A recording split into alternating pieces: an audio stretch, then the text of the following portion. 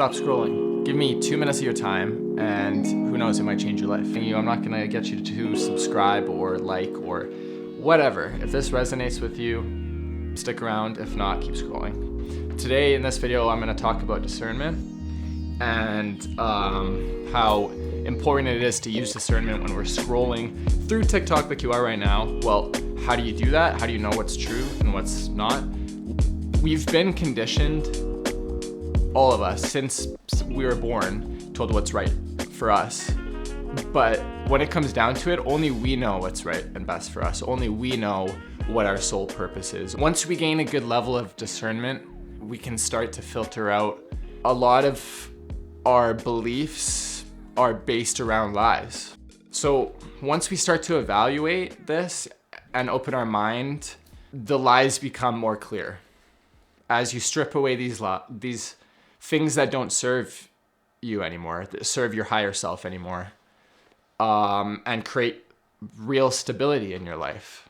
If you've ever wondered why your life hasn't been stable, it's always been chaotic, it's because you've been following the lies of someone else. So you might think, well, what's my higher self? What would my higher self be? You just have to look at the dreams that you had when you were younger, when you were a kid. Because we all have big dreams. We all had big dreams. It's just as you get older, people call it, oh, I have to be more logical or more realistic. But that's actually someone else just conditioning you and telling you that you're not capable of doing that. But if nothing's holding you back and there's no blockages or barriers in your way, then the possibilities are endless, right? Then if you can think it, then it's possible, right? Think about that.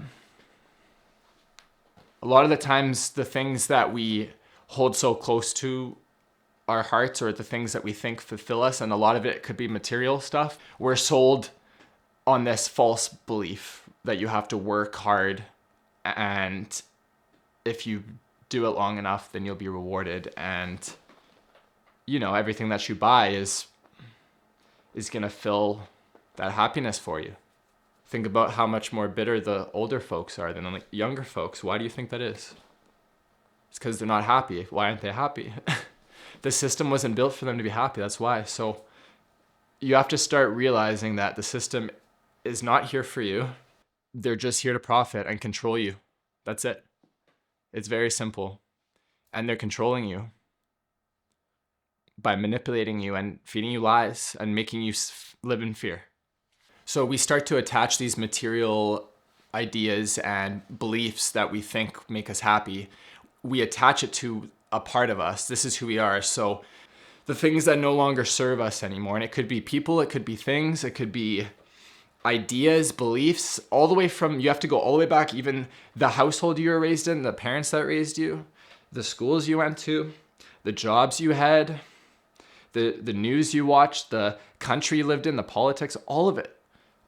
But like I said, if you use discernment or not through your life, that it dictates what you believe in. Because as far as I'm concerned, I look around and most people don't have a clue what truth is anymore. I'm just being honest. I'm a filmmaker. I guess I could call myself a filmmaker. Well, I feel, I have a deeper purpose than that. So that would just be a label. Or your name, for example, that was just given to you. That's just a label. That's just what people would represent you as, but it doesn't mean it's who you are, right? So once we start to identify all of these labels and identifications that we have for ourselves, once we strip that all down to the bone, then you start to understand who you truly are, because who you are is what you truly desire. Then once the fog clears, you become more grounded with yourself to the point where you'll realize that all these lies that you once thought were true are all based around fear. Have you ever asked yourself these questions? What is the meaning of life? What happens after death? How big is the universe? What is my sole purpose? What is my true desire? If you've ever asked yourself these questions, then that means that you're in touch with your soul, and we all are. We all have a higher purpose. So every kid has dreams. We all have an inner child. So if you say that you don't believe in anything in this life, then that's just a poor excuse for you not wanting to take control of your life.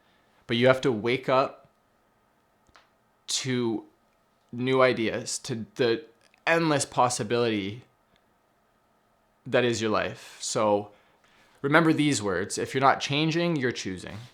If you're not changing, you're choosing.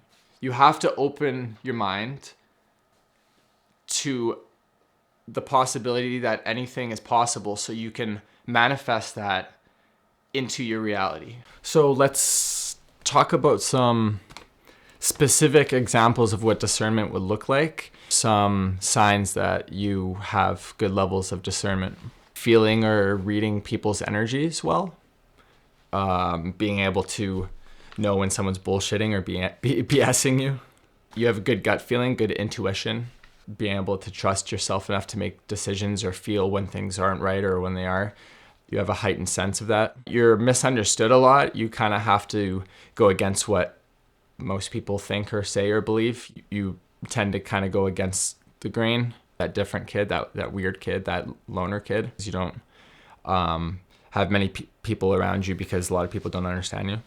I hope this is confirmation for some people, because these aren't necessarily bad things. It's just we're in a world where people view these things as bad, and that's why you become the outcast. Typically, you're the black sheep of the family.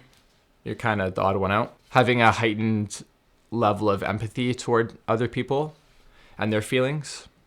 The downside to this is that you end up caring more about other people than yourself, and then this is kind of where we do the backwards thing where you're not really doing the work on yourself, so then you can't really give them all of you because you're not giving it to yourself. You're spiritual and connected to nature and animals. People even. You're a likable person, or you like people. The general definition of discernment is like the ability to judge well. Pretty much having a good level in all of these things are going to help you. Or if you lack in certain things, then maybe to pay more mind to these things. But a quote I came across that shared the same opinion that I have toward the meaning behind discernment. And let me read it to you.